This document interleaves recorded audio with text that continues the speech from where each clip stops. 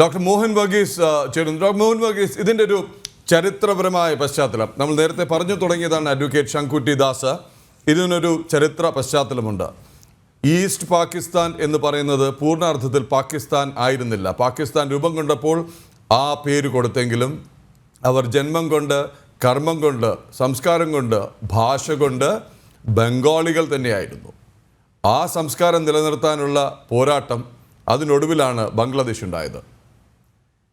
Shri Pradeep, east Pakistan എന്ന് പറയുമ്പോൾ പാകിസ്ഥാൻ്റെ ഐഡൻറ്റിറ്റിയുടെ ഒരു ഭാഗം ഒരിക്കലുമായിട്ടില്ല ബംഗാൾ.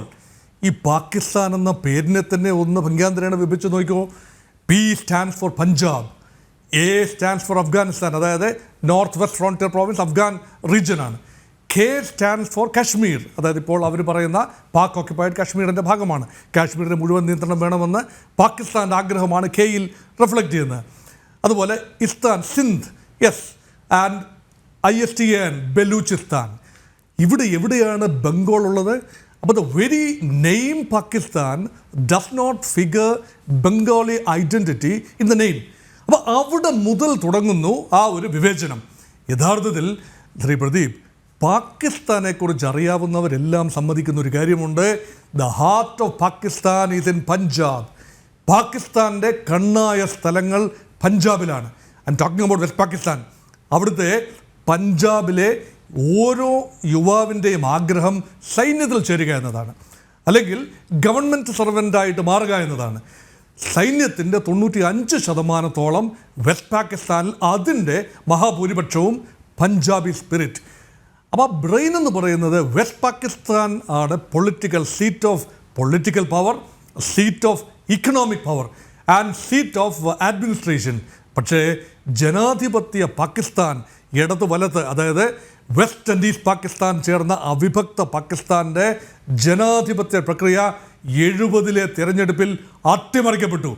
അവിടെ നേരത്തെ ശ്രീ ശങ്കുത്തി ദാസ് സൂചിപ്പിച്ച അതേപോലെ അവിടുത്തെ പാർലമെൻറ്റിൽ വ്യക്തമായ ഭൂരിപക്ഷം ലഭിച്ച അവാമി ലീഗ്, ഷെയ്ഖ് മുജിബുർ റഹ്മാൻ്റെ അവാമി ലീഗിന് അധികാരം കൈയൊഴിയാൻ, അധികാരം നൽകാൻ പടിഞ്ഞാറൻ പാകിസ്ഥാനിലെ രാഷ്ട്രീയ മേലാളന്മാർ, പാകിസ്ഥാൻ പീപ്പിൾസ് പാർട്ടി ഉൾപ്പെടെയുള്ള പാർട്ടികൾ,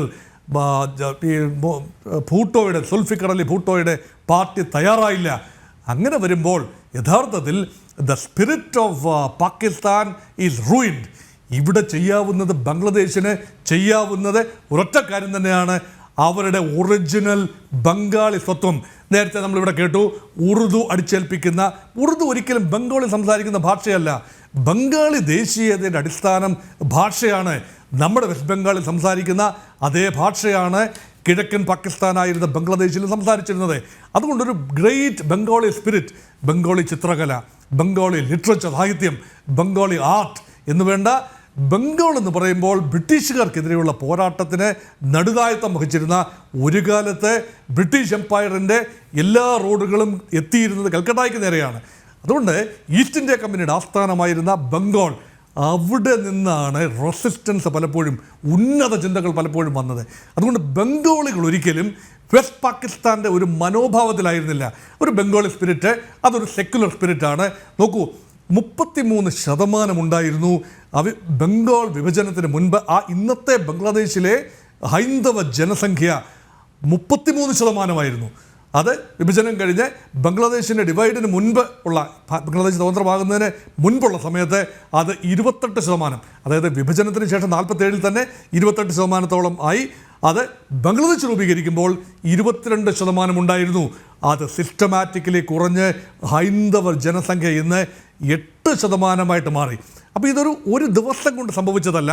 it's a long term change in the demographic composition of Bengal. ഇവിടെ നമ്മൾ പറഞ്ഞു വരുന്നത് 71-ലേക്ക് തന്നെ വീണ്ടും തിരിച്ചെത്തുകയാണ്. 71-ൻ്റെ സ്പിരിറ്റ് എന്ന് പറഞ്ഞാൽ എന്താണ്? ഞങ്ങൾ രണ്ടാം കിട പൗരന്മാരായി മാറ്റപ്പെടുന്നു എന്ന കിഴക്കൻ ബംഗാളികളുടെ ഒരു പരിദേവനം. അവിടെയാണ് ഇന്ത്യയുടെ നയം, വിദേശ നയം സടകുടഞ്ഞെഴുന്നേൽക്കുന്നത്. We have a commitment to the displaced people. ഇന്ത്യക്ക് എക്കാലത്തും ഡിസ്പ്ലേസ്ഡ് പീപ്പിളിനോടൊരു കമ്മിറ്റ്മെൻ്റ് ഉണ്ട്. ലോകത്ത് എവിടെയെല്ലാമാണ് ചിതറിയ ജനമുള്ളത്, ഡിവൈഡഡ് ജനമുള്ളത്, അവിടെയെല്ലാം ഭാരതത്തിൻ്റെ ഒരു കരം, ഒരു സാന്ത്വന കരമെത്തും. എവിടെയെല്ലാമാണ് വിവേചനമുള്ളത്, അത് അപ്പാർത്തൈഡ് ആയിക്കൊള്ളട്ടെ, സൗത്ത് ആഫ്രിക്കയിലെ അപ്പാർത്തൈഡ് ആയിക്കൊള്ളട്ടെ, മറ്റ് ഇടങ്ങളിലെ വർണ്ണ വിവേചന നയമായിക്കൊള്ളട്ടെ, ഭാരതം ഈ രാജ്യങ്ങളുമായി ഐക്യദാർഢ്യം പ്രഖ്യാപിക്കുന്ന ചരിത്രപരമായ ഒരു നയമാണ്. അത് ഇന്ത്യൻ ഫോറിൻ പോളിസിയുടെ അടിസ്ഥാന ശിലകളിലൊന്നാണ്. Empathy to the displaced people. അങ്ങനെ വന്നപ്പോൾ സ്വാഭാവികമായി there was third degree structural violence in east Pakistan. അവിടെ അധികാരം കൈമാറാൻ വിസമ്മതിക്കുന്നു. അതുമാത്രമല്ല, അവർ സ്വാതന്ത്ര്യമല്ല ആദ്യം ആഗ്രഹിച്ചത്.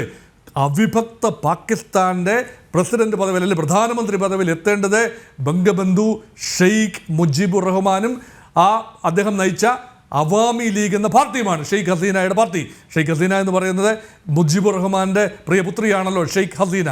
അപ്പോൾ ഒരു നമ്മുടെ ഇന്ത്യയെ സംബന്ധിച്ചിടത്തോളം എത്രത്തോളം ദേശീയവാദിയാണ് മഹാത്മാഗാന്ധിയും ഒക്കെ, അതുപോലെ തന്നെ ദേശീയവാദി ബംഗ്ലാദേശിൻ്റെ പിതാവെന്നറിയപ്പെടുന്ന, അല്ലെങ്കിൽ ആ സ്ഥാനത്ത് നിർത്തുന്ന, ഔപചാരികമല്ലെങ്കിൽ പോലും ആ സ്ഥാനത്ത് നിർത്താവുന്ന ഷെയ്ഖ് മുജീബുർ റഹ്മാൻ്റെ ഒരു വ്യക്തിത്വം, ആ വ്യക്തിയുടെ ദീർഘവീക്ഷണം, ഇതെല്ലാം തന്നെ ബംഗാൾ ദേശീയതയുമായി ചേർന്ന് ഒരു സ്വത്വം വരികയാണ്. അവിടെ ബംഗ്ലാദേശ് പ്രഖ്യാപിക്കുകയാണ്, സ്വതന്ത്ര ബംഗ്ലാദേശ് പ്രഖ്യാപിക്കുക എന്നതല്ലാതെ മറ്റൊന്നും തന്നെ ചെയ്യാനില്ല.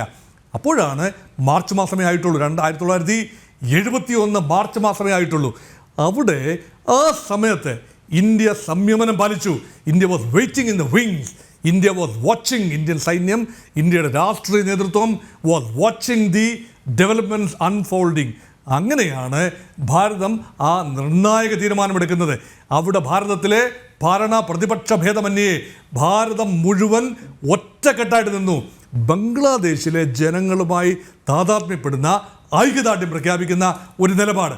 അവിടെ Indian army waited until December to launch a full scale scaling attack.